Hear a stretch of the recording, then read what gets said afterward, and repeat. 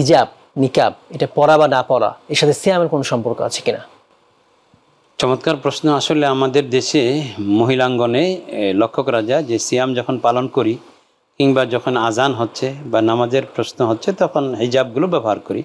আসলে হিজাব শুধু সিয়ামের সাথে, সালাতের সাথে, আজানের সময় ব্যবহার করতে হবে এমন না। হিজাব হলো একটা মহিলার ভূষণ, সতর। সুতরাং এই সতর আলাদা ফরজ। এটাকে যে রমজান আসলেই আমি এই হিজাবের মাধ্যমে ফরজ আদায় করবো, অন্য সময় এই ফরজ আমার থেকে রহিত হয়ে যায়, বিষয়টি এমন নয়। বরং হিজাব একজন নারীর ভূষণ, যেহেতু যে আল মারআতু আওরাতুন ফাইদা খারাজাত ইস্তাশরাফাহা শাইতান, যে মহিলার পুরোটাই আবৃত করে রাখার জিনিস।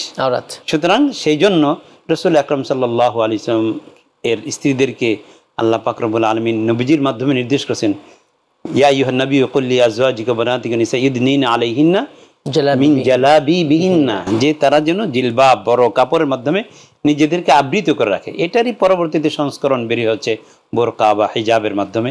সুতরাং নামাজকালে তো কোনো মহিলার চুল যদি আপনার 4 ভাগের 1 ভাগ দেখা যায় তাহলে তো নামাজ ফাসেদ হয়ে যাবে। এই জন্য ওই সময় তো অবশ্যই তাকে পালন করতে হয়, কিন্তু অন্য সময়ও যেন বেগানা পুরুষের দৃষ্টি থেকে তিনি নিজেকে মাহফুজ রাখতে পারেন।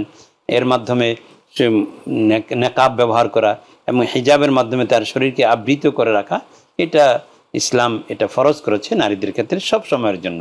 এটা নির্দিষ্ট মৌসুম ভিত্তিক কাজ করতে হবে এটা, আর অন্য সময় না। রমাদান এলে করতে হবে, রমাদানের বাইরে নয়, এমনটা না। জি, মোহতারাম, জাযাকুমুল্লাহ খায়র।